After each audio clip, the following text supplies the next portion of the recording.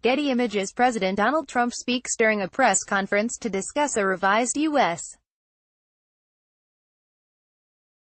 trade agreement with Mexico and Canada in the Rose Garden of the White House on Monday.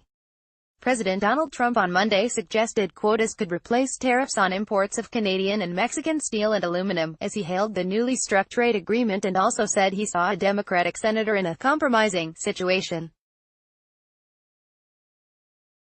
Tariffs stay until something different. At a Rose Garden news conference trumpeting the trade deal struck to replace the North American Free Trade Agreement, Trump said tariffs on steel and aluminum would stay until such time as we can do something different, perhaps quotas. U.S. stocks DJIA 0.73% rose sharply Monday after the deal, which must be ratified by Congress, was unveiled. Dow and Canada reached trade pact terms.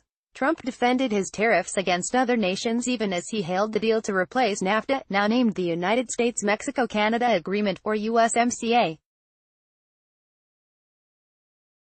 Trump was also asked if China could avoid more than $200 billion in extra tariffs, but was non-committal. "We'll see what happens with China," Trump said. He emphasized the U.S. wants a fair deal with Beijing. Trump credited the threat of tariffs for the success of the new agreement. "Without tariffs, we wouldn't be talking about a deal, just for the babies out there that keep talking about tariffs," he said. As recently as last week, Trump had threatened tariffs on all automotive imports from Canada.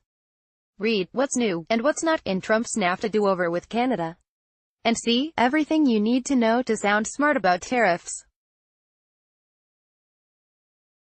Compromising situation alleged. While defending his Supreme Court nominee Brett Kavanaugh, Trump said he'd seen an unnamed Democratic senator in very bad situations that were compromising.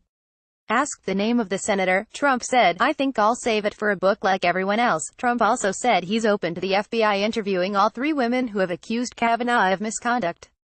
"I have a very open mind," he said about an investigation of Kavanaugh, who has repeatedly denied allegations of sexual misconduct. The judge and college professor Christine Blasey Ford testified last week about an alleged incident when both were teenagers. The White House authorized the FBI to interview anyone it deems necessary, as long as the review is finished by the end of the week, the New York Times reported.